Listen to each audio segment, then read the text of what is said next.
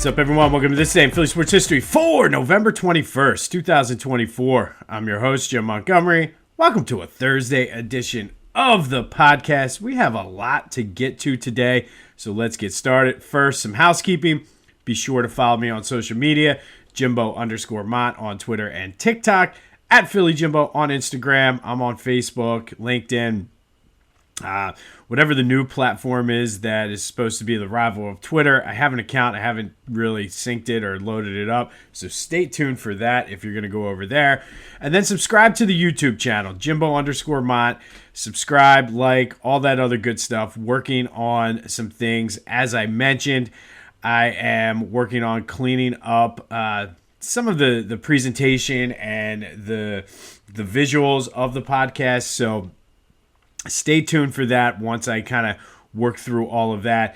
And a side note, if any of you out there, or if you know anyone who is pretty well versed in copyright law, hit me up. I'm trying to figure out a way, without breaking the bank, to sort of include some highlights when I do the This Day or some photos or something, but the prices I'm finding are just ridiculous. I'm thinking under the fair use policy, since it's more of me reporting the news, I might be able to get away with it, but I'm hesitant to do that without being super clear. I've been doing a lot of reading and research on that. So if anybody out there knows someone who's good with copyright law, or if you're good with copyright law, hit me up offline so we can have a discussion. I have some ideas.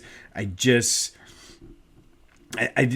don't want to cause more problems while I'm trying to make things better. So hit me up if you can do that. And then just spread the word. If you're enjoying this, likely someone else will too. This is more of a grassroots sort of growth of this. I don't have the Swifties or NFL money to back me up here. So we've done a lot and come a long way in 3 years. Or in a little over 2 years, I should say, but going back to the Future podcast. So continue to spread the word, and I appreciate you.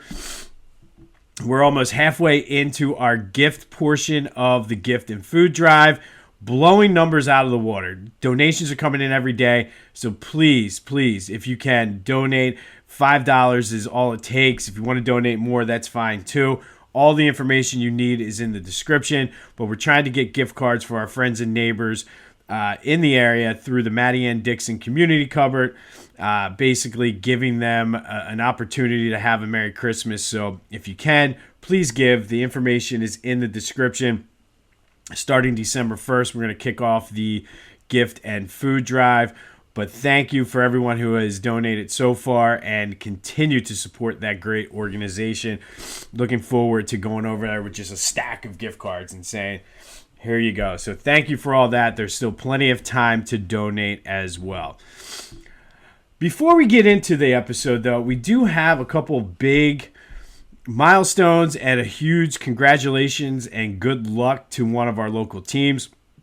First and foremost, congratulations to Gino Auriemma, who is now the all-time leading wins leader in college basketball, both men's and women's, doing great things up at UConn.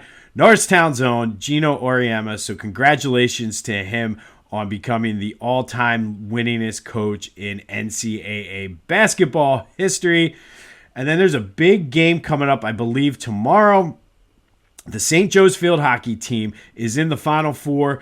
They're taking on undefeated and number one ranked UNC out in Ann Arbor. So good luck to the St. Joe's women as they look to bring home the field hockey title. I'll look and see. I believe that game is tomorrow. I'll get some information. My neighbor actually does some broadcast work for field hockey, so I will get the information from her and pass that along if you are interested. I know a lot of us have daughters out there who play field hockey or would be interested in it, so I'll get that information out to you. But good luck to the St. Joe's women's field hockey team, and congrats to Gino Auriemma for becoming the all-time winningest coach in all of college basketball. All right, let's start with a recap of yesterday's question of the day. I asked you, can the Sixers rebound from the team meeting that happened? It was a very close vote, but 60% of you think they could. I know a lot of beat writers and national pundits were saying they could recover from this. I'm still not so sure. I'm not on that side of the fence yet. But thank you, as always, for participating in the question of the day and getting in touch through the Back to the Future voice and text line. There will be another question here in a minute. But let's stick with the Sixers for right now. And prior to the game, Lou Williams was on a podcast and said he was in contact with some people who were in the locker room. Said the whole meeting and calling out of Joe was blown out of proportion. It was kind of like a comment. Maxey was sitting next to him, and they were kind of laughing after the fact, so there was no, I guess, hard feelings or anything. And whether or not it was blown out of proportion, there has to be some level of kernel of truth there.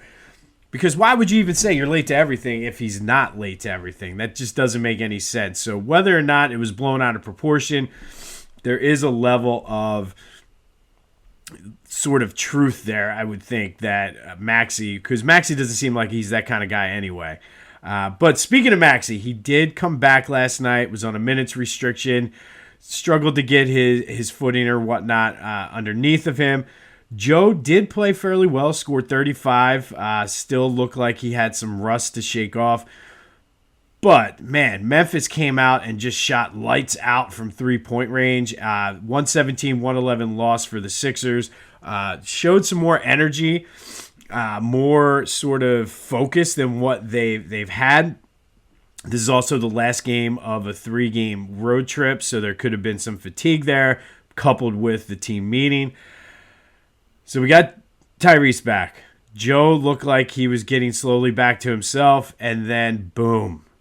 The other shoe dropped once again. Paul George hyperextended his same knee that he hyperextended in preseason. Nick Nurse, during his press conference, said he doesn't think that there's any structural damage, that he was getting ready to come back into the game, actually, and then it stiffened up a little bit. This team just cannot buy a break. They're back home for 3, starting tomorrow, leading into Thanksgiving. But after the game is where sort of things got a little weird. Joe was very passive-aggressive. Basically said there's nothing to really be worried about. He appreciated it, kind of what you think he would say. And he's like, you know what, though? Let's blow it out of proportion. It's me. It's got to be a big story. I'll take the blame. I'll take all the blame. Very passive-aggressive. So I think... I don't know what to expect from this team moving forward, but they are now 2-12, worst record in the NBA, and they're slowly getting to the point where, at least here in Philly, they're going to be irrelevant. So we'll see what happens. I do. Hopefully Paul George is okay, but it's not like he's been playing even close to the shell of Paul George. So hopefully we did not buy damaged goods on that one. But that leads to today's question of the day. I saw a lot of folks on Twitter and social media talking about this and discussing this. 2-12, a lot of times with the talent that this team has, sometimes something needs to change to spark them. You see it all the time across all sports. And they were talking about firing Nick Nurse. Not sure who they would bring in. However, should the Sixers consider firing Nick Nurse to spark this team? I don't think I'm there. But what do you think? 267-495-8531. That's the Back to the Future voice and text line. Should the Sixers consider firing Nick Nurse to spark this team? Let me know your thoughts on that. Anything else Philly sports related on the Back to the Future voice and text line. 267-495-8531. All right, Flyers got... pretty much whipped by a very good team last night, 4-1 to the Carolina Hurricanes. Our old pal and 2024 Philly Sports Hall of Fame inductee Rod Brindamore is the coach down there. They just got outplayed, and Carolina is a Stanley Cup contender. So I think this was a good measuring stick of where this team is and where they want to be and where they need to go. They're not there yet. It's sometimes easy to forget in everything that we are in the middle of a rebuild. So this was a good reminder that it's a slow process. I appreciate what Danny Briere and Keith Jones are doing, but we got to be patient. But Flyers, 4-1 loss to the Carolina Hurricanes. But that does lead us into our thankful spotlight for today. Leading into Thanksgiving, we're talking about what we're thankful for in honor of our food and gift drive benefiting the Maddie and Dixon Community Cupboard. We all out there should be grateful and thankful, so let's donate and help make some holiday magic happen. But today, what we're thankful for is Matvei Michkov. And the 7th overall pick in 2023. We all thought it'd be 2-3 years minimum that he was going to be over here playing NHL hockey for the Flyers. And there was always that possibility, even when they drafted him, that's why he slipped down to them, that he might not even come over at all, depending on how the KHL wanted to work his contract. Through the unfortunate events of his father being murdered and the KHL really actually caring about this kid, they worked out a deal, thought the change of scenery would do him well, and he's done nothing but bring excitement around the Flyers. They're actually fun to watch. And yes, they have lapses. Yes, they go through lulls where they don't play well, but they're a young team in a rebuild mode. A lot of these guys that are on this team are not going to be the core moving forward, so they're entertaining to watch.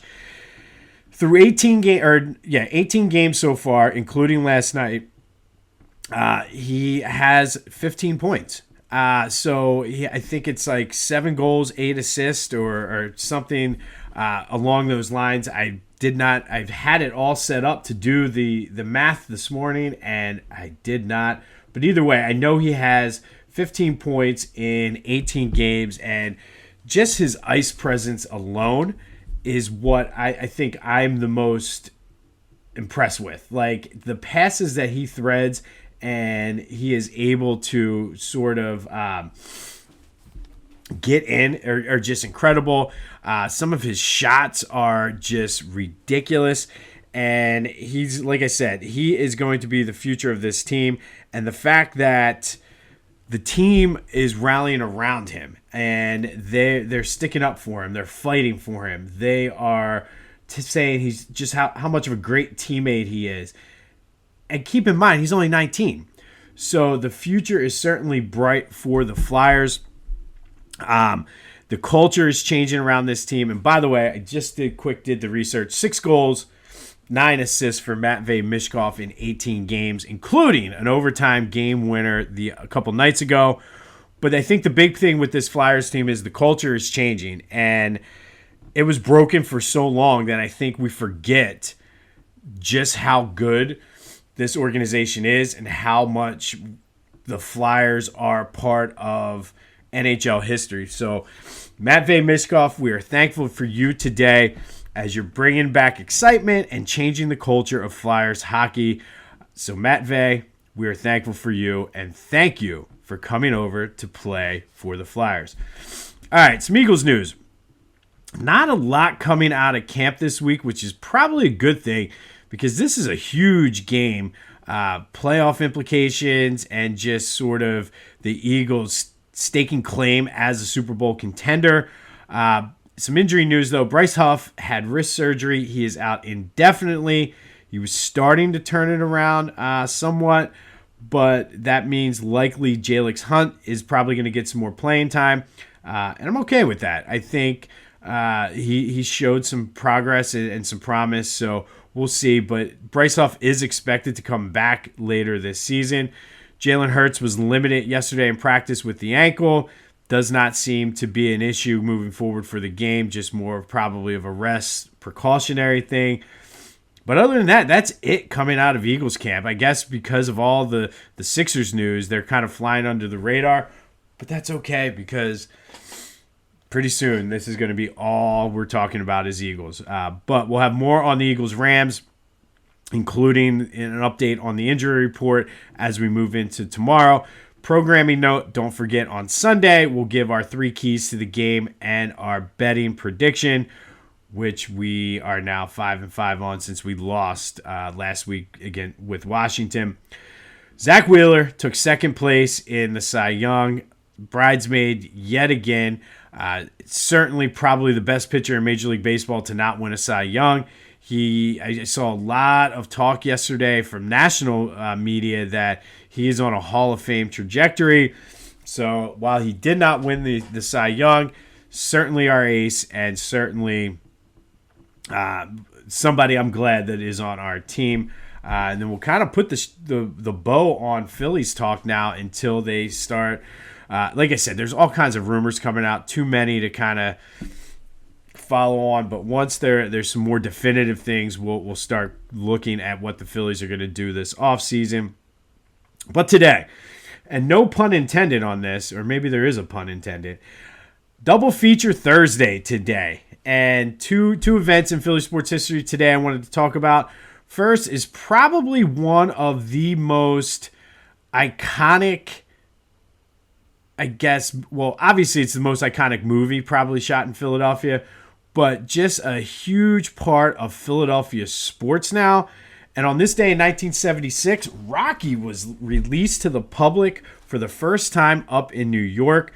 It was widely released a couple days later on December 3rd, after the premiere that happened the night before. Rocky won 3 Academy Awards, including Best Picture, and really sums up the mindset of Philadelphia sports fans. The scrappy underdog, always thinks the world's out to get him, just kind of goes about, does his business, and never really, like, I know there's been probably better and widely acclaimed movies shot in Philadelphia, but for my money, Rocky is probably the best movie ever shot and based in Philadelphia. Feel free to tell me how wrong I am on the Back to the Future voice and text line. But Rocky was the brainchild of Sylvester Stallone, and likely there's not one person that he is truly based off of. The biggest, I guess, influence for Rocky was probably Chuck Wepner, who fought Muhammad Ali in the 70s and was supposed to just be a tomato can, to take the words of Mick, but gave Muhammad Ali a fight, knocked him down. And so sort of that is what it's based on, like the movie itself. There's some elements of Joe Frazier, Thomas Rocco, Rocky Graziano. So this fighter was a middleweight champion, Thomas Rocco Barbella, but they called him Rocky Graziano. It's more just for the name. And then, of course, Rocky Marciano, a lot of the fighting style from Rocky is based on that. So a lot of influence on Rocky. But on this day, 1976, Rocky was released to the public, winning the Academy Award for Best Picture and really just becoming probably one of the most popular and favorite Philadelphia athletes of all time. And he's a fictional character. But we all love Rocky, and for my money, Rocky 1 is still one of the all-time greatest in the franchise. But again, sums up the Philly mindset, and that opened up on this day in 1976. And then on this day in 2003, Temple and Villanova opened up the college basketball season at the Liacouras Center at 12:01 a.m. And Nova won 73-48. It was pretty much a blowout. The Temple Owls were sort of at the end of the John Chaney era. But the story behind this is crazy, and that's why I wanted to talk about it. Injuries and suspensions for using illegal phone cards really had Villanova's roster depleted. The game was already scheduled, I guess, in the spring or the summer. And then later on, Villanova was invited to play in the Maui Invitational. They didn't want to have to play that game after, well, first of all, they didn't want to have to go to the tournament with a depleted roster. They also didn't want to have to fly out late and have to deal with travel after the Temple game. So they were trying to move it. The problem is they didn't talk to Temple about it. And if you know anything about John Chaney, not happy about it. Not happy about it at all. He said, screw it. We're keeping the game. Through the help of Fran Dunphy, who was at Penn at the time, they agreed to play at 12:01, which was the first allowable day that a game could take place on November 21st. Chaney was not happy and gave Jay Wright the business throughout that offseason leading up to the game. Game started. Obviously, both buses of Villanova fans came into the Liacouras Center. Both fans were pretty well lubricated, so to speak. And a Coke bottle flew from the upper deck out of the Villanova section.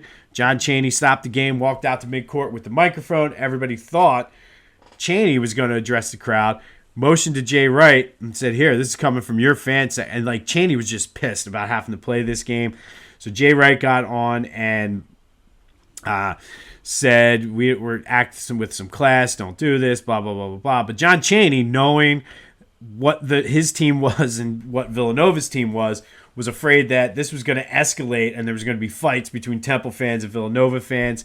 But on this day, back in 2003, Temple and Villanova played a game at 12:01 a.m. Because Villanova didn't want to play a tournament because their players were suspended for doing something illegal. Now, I've softened my stance over the years, but it was stuff like this that really fueled my hate for Villanova, fueled my hate for Jay Wright. I did meet Jay Wright a couple years ago. He's a nice guy.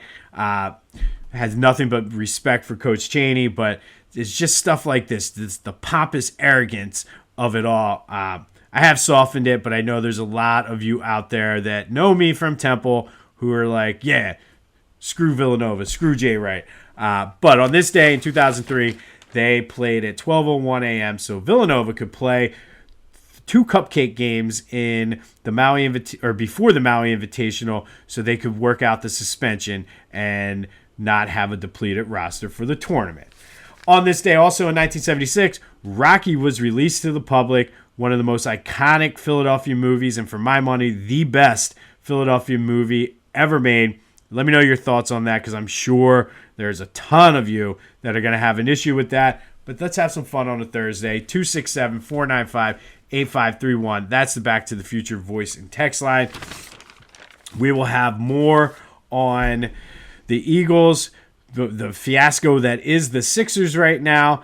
Look ahead to the next Flyers game. And just continue to talk about what we're thankful for. Matvei Michkov, I'm looking at you.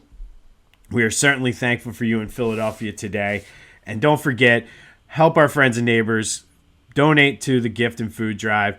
Let's buy some gift cards. Make some holiday magic happen. The GoFundMe is in there. And remember, if you're going to donate directly to the Matty N. Dixon Community Cupboard, let them know that you're donating on behalf of this day in Philly sports history. So that way they know kind of where to put it and make sure, because we're trying to do a whole big thing with that. So I would appreciate it.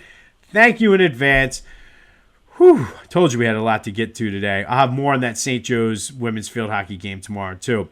But this has been This Day in Philly Sports History for November 21st, 2024. My name is Jim Montgomery. Go have yourselves a Thursday. And until next time, yo Adrian.